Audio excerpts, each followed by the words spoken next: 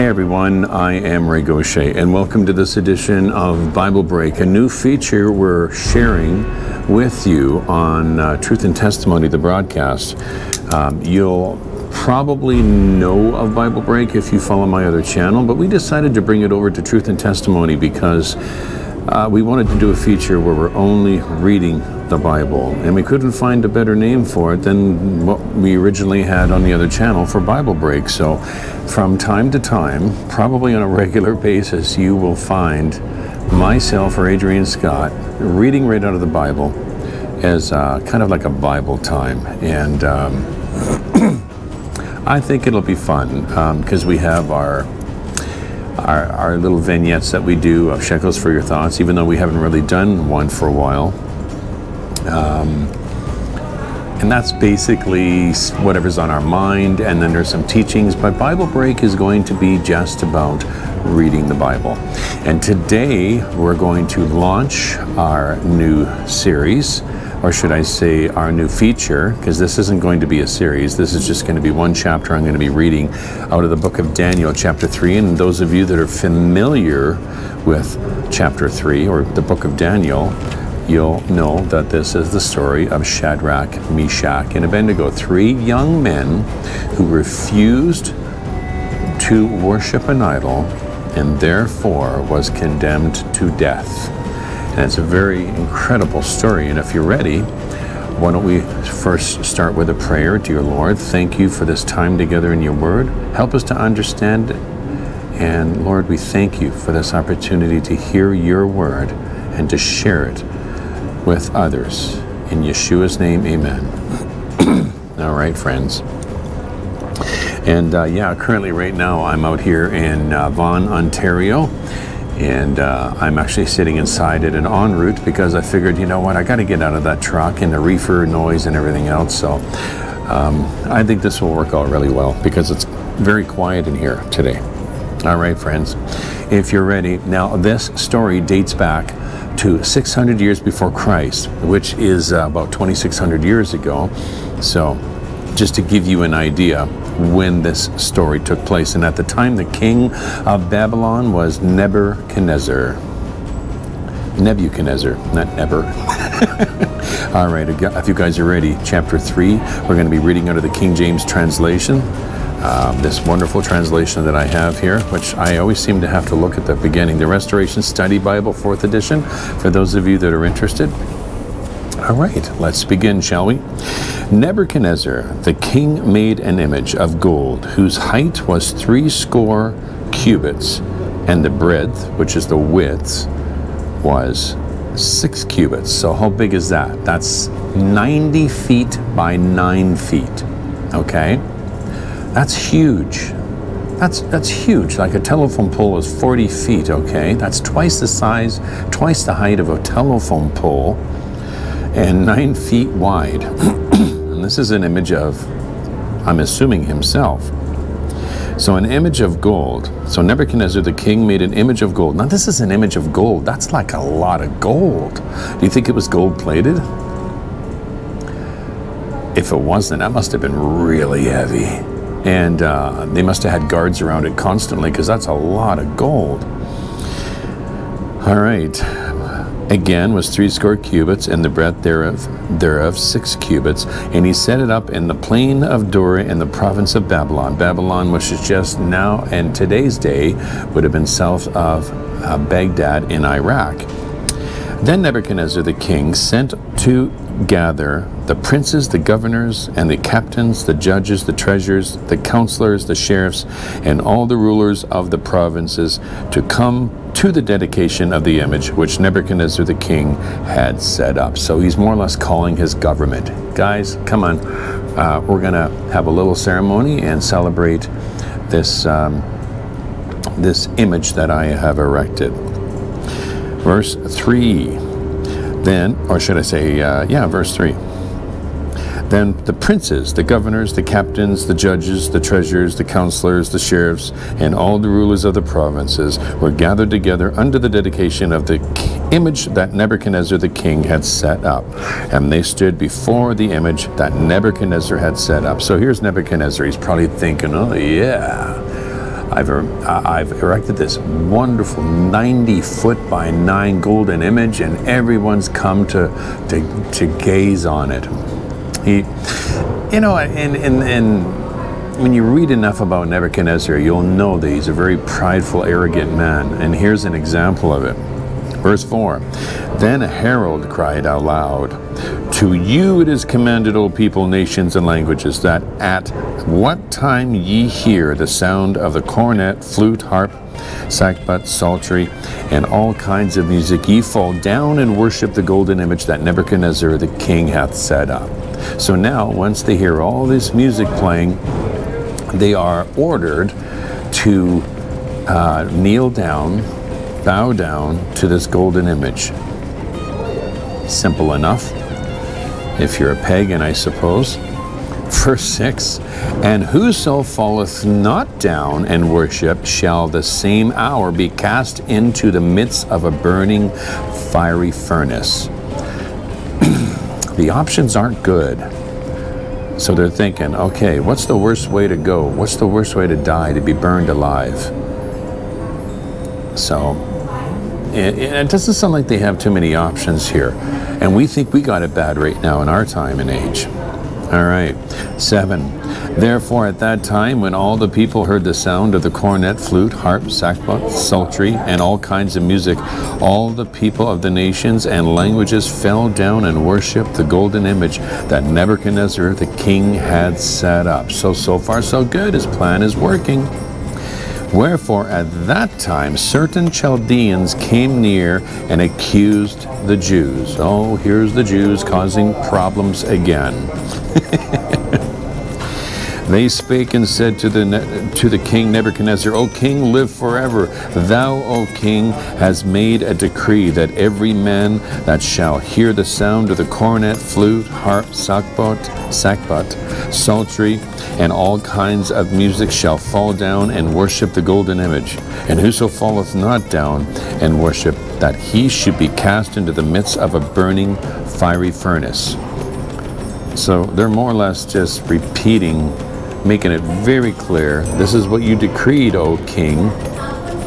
And I wouldn't be surprised if they put him up to this, because there's always stories in there where they're always trying to get the Jews in trouble, like Daniel, for example. Like, he was falsely accused, and look what happened to his accusers. All right. So verse 12. Excuse me. There are certain Jews, the Chaldeans are telling the king, that hath set over the affairs of the province of Babylon. So you've got some Jews in our government that you have set over the affairs in the provinces of Babylon. Shadrach, Meshach, and Abendego. These men, O king, have not regarded thee. They serve not thy mighty one, nor worship the golden image which thou hast set up. So here's these men accusing Shadrach, Meshach, and Abednego for not doing what the king wanted. Then Nebuchadnezzar, in his rage and fury, commanded to bring Shadrach, Meshach, and Abednego. Then they brought these men before the king. Nebuchadnezzar spake and said unto them, Is it true, O Shadrach, Meshach, and Abednego? Do not ye serve my mighty ones, nor worship the golden image which I have set up? Now if ye be ready, that at what time ye hear the sound of the cornet, flute, harp, sackbut, psaltery, and all kinds of music, ye fall down and worship the image which I have made. Well, but if ye worship not, ye shall be cast the same hour into the midst of a burning fiery furnace. And who is the God that shall deliver you out of my hands? First mistake of Nebuchadnezzar. Never challenge God.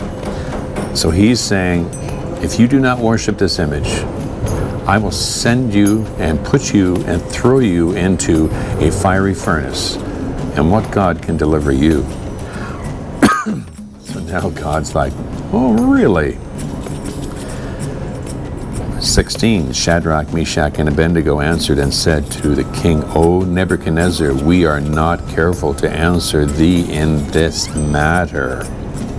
If it be so, our God, whom we serve, is able to deliver us from the burning fiery furnace, and he will deliver us out of thine hands, O king. So here's Shadrach, Meshach, and Abednego saying, we're not going to worship your image, and he will deliver us out of thine hands, O king.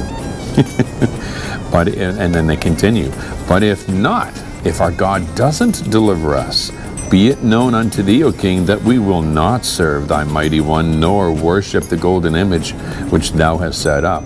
Whether God delivers us or not, we're not worshiping your image. This part is funny. Verse 19, then was Nebuchadnezzar full of fury, and the form of his visage was changed. Visage, the form of the face. His face, like he probably went, oh, he probably looked very, very angry. And his visage was changed against Shadrach, Meshach, and Abednego. Therefore he spake and commanded that they should heat the furnace 7 times more than it wont to be heated. So now he's so angry, saying, heat that furnace 7 times to what it's already at. So that's pretty hot. And he commanded the most mighty men. This is his second mistake. And he commanded the most mighty men that were in his army to bind Shadrach, Meshach, and Abednego and cast them into the burning fiery furnace. So here he is. He's collected his mightiest men to do the dirty work and throw them into the fiery furnace. That's his second mistake, and I'll share with you why. Then these men were bound in their coats, Shadrach, Meshach, and Abednego.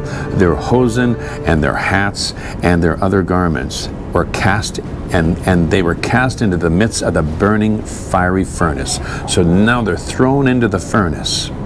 Therefore, because the king's commandment was urgent, and the furnace exceedingly hot, the flame of the fire slew those men that took up Shadrach, Meshach, and Abednego. You see, that's his second mistake. He has the mightiest men throw them in, and in the process, these men are burnt alive just from being near the furnace. This is how hot the furnace was. And these 3 men, Shadrach, Meshach, and Abednego, fell down bound into the midst of the burning fiery furnace. Then Nebuchadnezzar the king was astonished, which is another word for astonished, and rose up in haste, and spake and said unto his counselors, did not we cast 3 men bound into the midst of the fire? They answered and said unto the king, true, O king. He answered and said, lo, I see 4 men loose walking in the midst of the fire, and they have no hurt. And the form of the 4th is like the Son of God. So here's Nebuchadnezzar. He can see what's going on, and he can clearly see that these men are not burning, they're not dying, they're walking around in the furnace, and there's another one with them, which is probably glowing, which is probably just magnified, which the only description he has looks like the Son of God.